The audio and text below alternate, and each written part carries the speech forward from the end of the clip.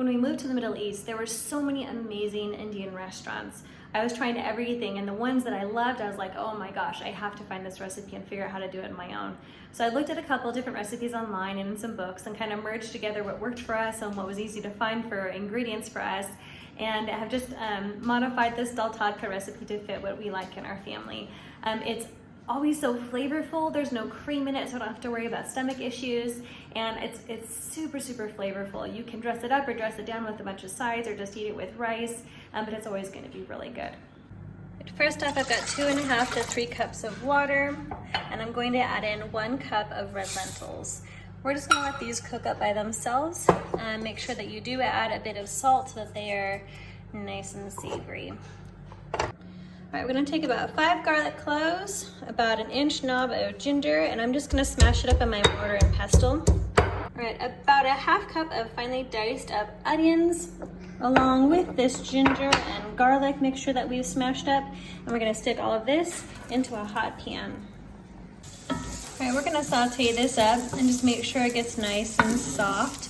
We're cooking this at about a medium-low heat because we just want this to get really sweet.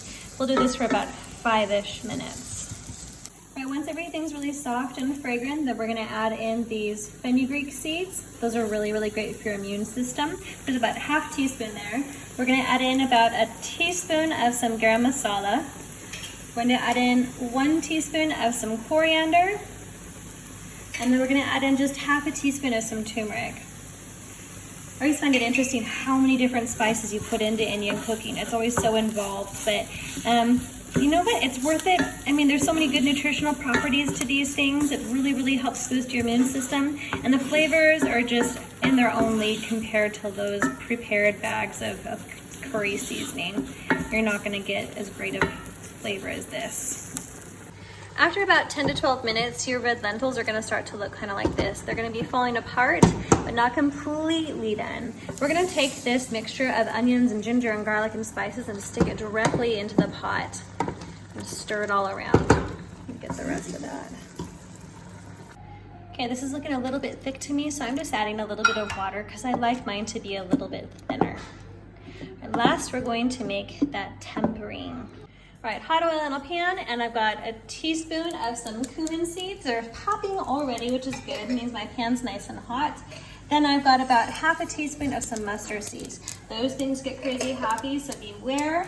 And then right away I'm gonna add in my, my curry leaves, and then either 2 small or 1 big bay leaf. I'm gonna kind of move these around. It's a little bit too warm, so.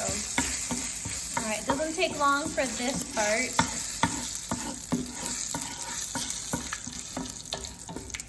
All right, this is what we're just looking for. It's basically done. And now we're just gonna pour it directly into our pot.